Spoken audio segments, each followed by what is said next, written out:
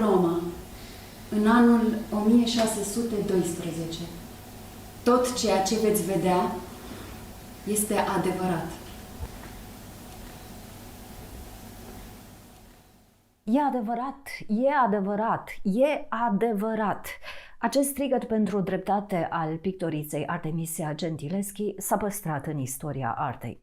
Istoricii de artă i-au interpretat picturile, foarte puternice și nu rareori cu secvențe violente, prin prisma experienței traumatice prin care a trecut. Artemisia Gentileschi, una dintre primele femei acceptate la renumita Academie de Artă din Florența, a devenit o icoană a mișcării feministe. În ultimii ani se tot descoperă picturi semnate de această dona teribile a artei. Eu am descoperit-o datorită unei cărți mai vechi, carte semnată tot de o pictoriță, Olga Greceanu, Femei pictore necunoscute. Astăzi, Artemisia Gentileschi este una dintre cele mai cunoscute și renumite artiste. Textul protocolului înregistrat în procesul prin care Artemisia Gentileschi îl acuză de viol pe artistul Agostino Tassi s-a păstrat și a fost dramatizat pentru spectacolul de teatru E adevărat, e adevărat, e adevărat. Am văzut acest spectacol în limba română în București anul trecut, spectacol în regia lui Alexandru Mânscăreanu. În rolurile principale sunt extraordinarele Emilia Bebu, îți mulțumesc foarte mult pentru invitație, Mihaela Teleoacă și Florentina Țilea. O sală de tribunal.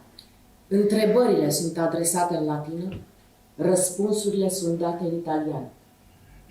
Fiecare depoziție din timpul celor 7 luni de proces este consemnată pe hârtie. Nu toate paginile supraviețuiesc timpului. Ceea ce rămâne este tradus și adus în fața voastră 4 secole mai târziu.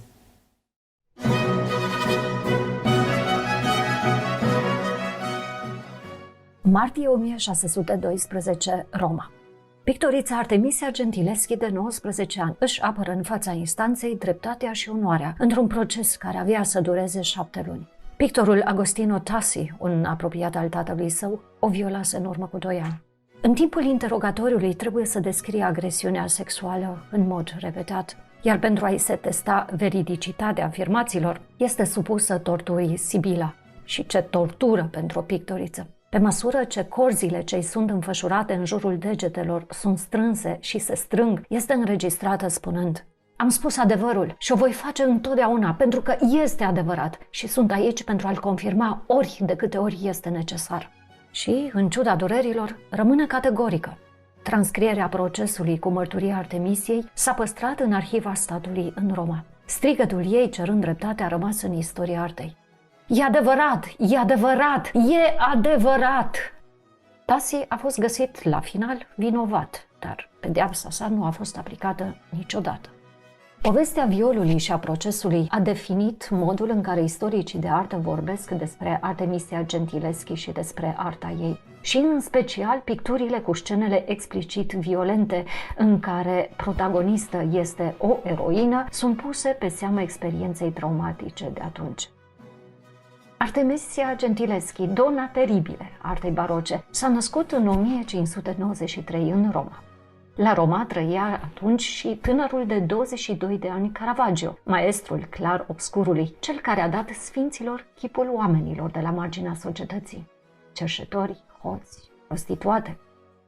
Artemisia, orfană de mamă de la vârsta de 12 ani, lucrează alături de ceilalți 3 frați în atelierul tatălui, caravagistul Orazio Gentileschi. Ea este însă cea mai talentată.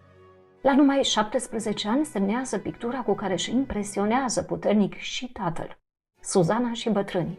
Interesant detaliu, aceasta este și tema ultimei sale picturi pe care o semnează înainte să moară, în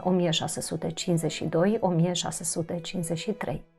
Artemisia este renumită pentru personajele feminine în care se vede forța, pasiunea, vulnerabilitatea. Suzana, Judith, Cleopatra, Lucreția, Esther, Baceba. Suzana și bătrânii, 1610. Legenda biblică din cartea lui Daniel povestește despre o evreică tânără și căsătorită care este hărțuită de doi bătrâni în timp ce se îmbăia în grădină. Și pentru că tânăra nu le cedează, aceștia o acuză de adulter, lucru condamnat cu moartea. Profetul Daniel face însă dreptate, cerând interogatoriul celor doi martori pe rând. În afară de semnificația ei religioasă, povestea biblică a picturii este considerată ca fiind revoluționară în dezvoltarea jurisprudenței. Este vorba despre principiul intervievării independente a martorilor. Tema Suzanei la baie a oferit încă din antichitate pictorilor ocazia ca, sub pretextul legendei biblice, să redea nudul feminin în toată splendoarea lui. Eroina Artemisiei se deosebește de cea din picturile vremii. Suzana îi respinge categoric pe cei doi bătrâni într-o atitudine corporală care amintește de pictura lui Michelangelo din Capela Sixtină din Vatican. În Alungarea din Rai, Adam are aceeași poziție. Artemisia sigur nu văzuse opera lui Michelangelo. Ca femeie îi era interzis accesul în capelă, așa că trebuie să o fi cunoscut din multele reproduceri. Nu este singura dată când pictează nudul feminin. În Roma acelor vremuri era interzis să se lucreze după un model feminin, indiferent dacă îmbrăcat sau dezbrăcat. Este oare posibil ca Artemisia să se fi pictat pe sine însăși? Dar poate cea mai puternică eroină a Artemisiei este Iudit. Eroina biblică este surprinsă chiar în momentul în care îl decapitează pe dușmanul poporului său, Holofernes. Pictată la comanda lui Cosimo al II-lea de Medici, tabloul a fost multă vreme păstrat într-un colț întunecat al Palatului Pitti, din cauza scenei violente. Și tot din aceeași cauză, pictura, cu cele două versiuni ale sale, este interpretată din prisma experienței traumatice prin care a trecut. Alături de o altă pereche din Vechiul Testament, David și Goliat, și Iudit și Holofernes simbolizează învingerea celui puternic de către cel mai slab. Și Caravaggio a pictat scena, însă abia Artemisia o redă cu realitate, din punctul de vedere al unei femei.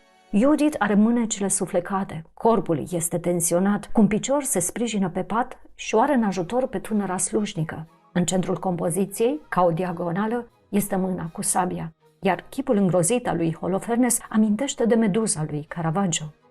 Astăzi, cea de-a doua versiune a picturii este expusă în renumitul muzeu Uffizie din Florența, alături de operele lui Caravaggio.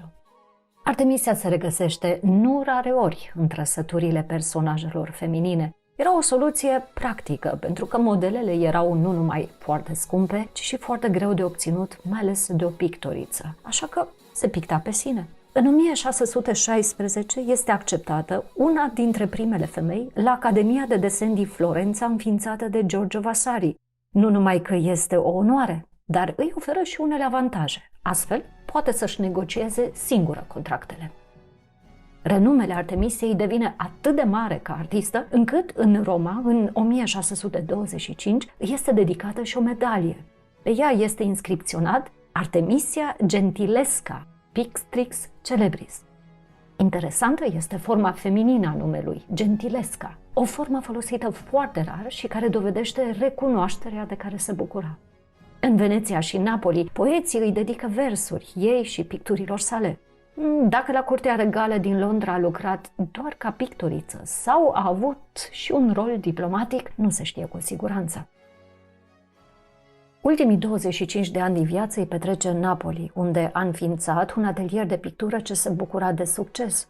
Nu se știe cu siguranță data exactă a morții. În 1655, ciuma a făcut ravagii și în Napoli. Epitaful de pe mormânt era simplu: Heic Artemisia. O personalitate atât de puternică și cunoscută și îndrăgită nu avea nevoie de numele întreg. Artemisia Gentileschi a devenit o icoană a mișcării feministe. Din scrisorile ei se știe că lupta pentru drepturile egale ale femeilor. Veți descoperi spiritul lui Cezar în sufletul unei femei, scrie într-o epistolă. În 2023, pentru prima dată în istoria de 196 de ani, Galeria Națională din Londra va dedica o expoziție majoră unei artiste feminine, Artemisiei Gentileschi. Am simțit multă tristețe de-a lungul vieții. Am simțit și multă furie de-a lungul vieții. Dar am simțit și fericire. Pe toate Le-am pus în arta mea. Pentru că în pânzele mele este propria mea viață. Au fost bărbați care mi-au spus că nu are sens să fac asta. Pentru că viața mea nu interesează pe nimeni. Iar eu le-am răspuns tuturor. Atâta timp cât voi trăi, voi avea control asupra ființei mele. My Lord, o să vă arăt de ce e în stare o femeie. M-am bucurat foarte mult să descoper într-o lucrare recentă a lui Marius Bergea o referință la Artemisia Gentileschi. Iar în introducerea acestui episod aminteam de cartea semnată de Olga Greceanu. Iată ce scria aceasta despre Artemisia Gentileschi. Iată o pictoriță cu un talent cu adevărat viril, care intră cu pumnii în pânză și construiește cu lovituri de spatulă planuri solide, figuri, peisaje. Fără compromis, fără bâșbuieli. Ce avea de spus, spunea cu energie în câteva trăsături de pensulă. Era da sau nu. Așa a fost și în viață. Înainte de restaurarea acestei biserici, se putea citi pe piatra ce-i acoperea mormântul: Hic Artemisia. Aici e Artemisia. Atât. Toată lumea trebuie că știa cine este Artemisia. Cel mai scurt epitaf din lume. Compus de napolitanii care au adorat-o și cărora această simplă evocare a numelui de Artemisia le umplea ochii de lacrimi. Acesta a fost Altfel de Jurnal din această săptămână. Ne revedem curând cu un episod din Paris. Până atunci, nu uitați să vedeți frumosul.